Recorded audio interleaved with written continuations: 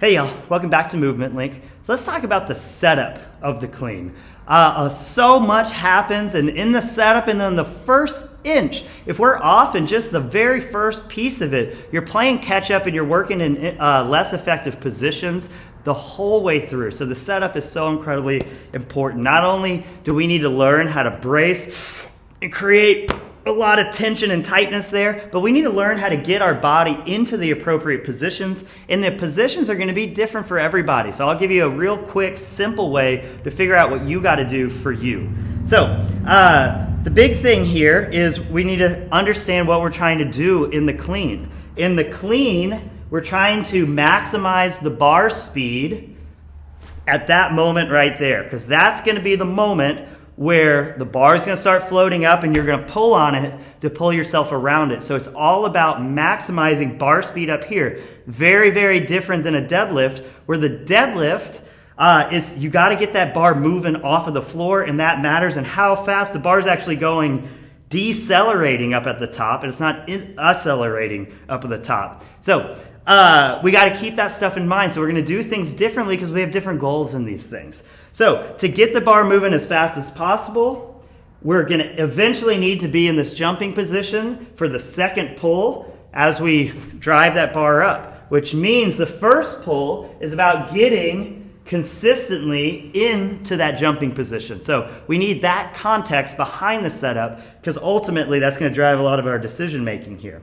In a deadlift, we're going to try and get that bar as close to our center of gravity as possible. So we're going to stand right up on it, and we're going to try and get set up within that context of that bar being as close to our center of gravity as we can get it. But in the clean, our knees are going to kind of become a problem as we're trying to stand up and pull the bar in. So the setup needs to kind of account for that. So as you're looking down, what I like to do is just cover the end of my laces with the bar. So that's visually kind of what I'm seeing. I get set up here. What we see all the time is people who round and get into these nasty positions and then try and get set up. As soon as they start pulling heavy weight, we see that round happen at the same spot down there. So we need to be tight from the very beginning. So the way I like to do it is I get my feet set.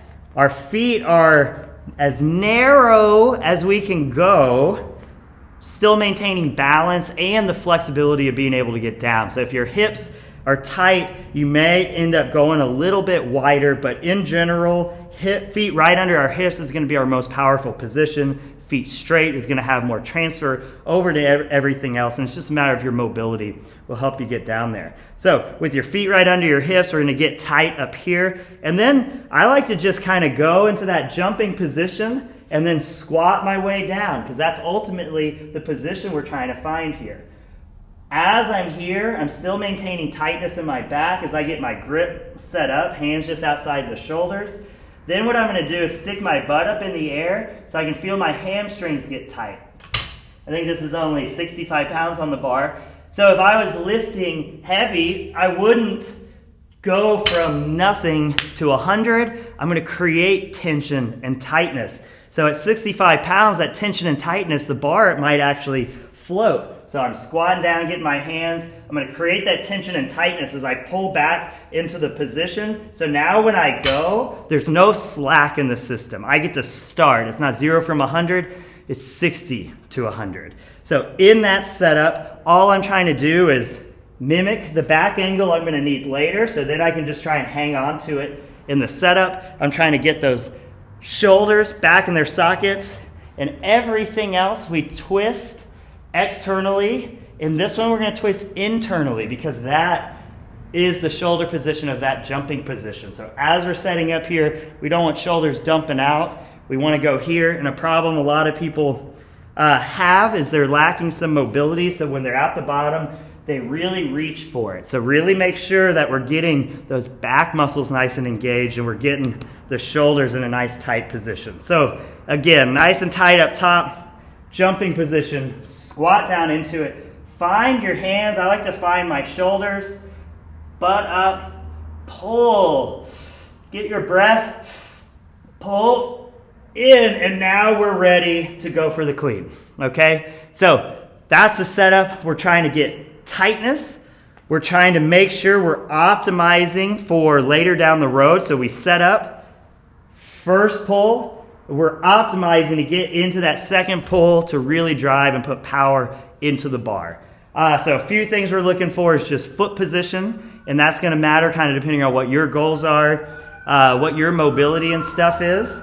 We're also looking at getting the shoulders nice and set. We're trying to mimic the back angle of your best jumping position. So then it's just about getting good at maintaining the back angle. We want even weight through the feet, and we're going to give that bar just a little bit of space forward. It's not going to be ridiculous.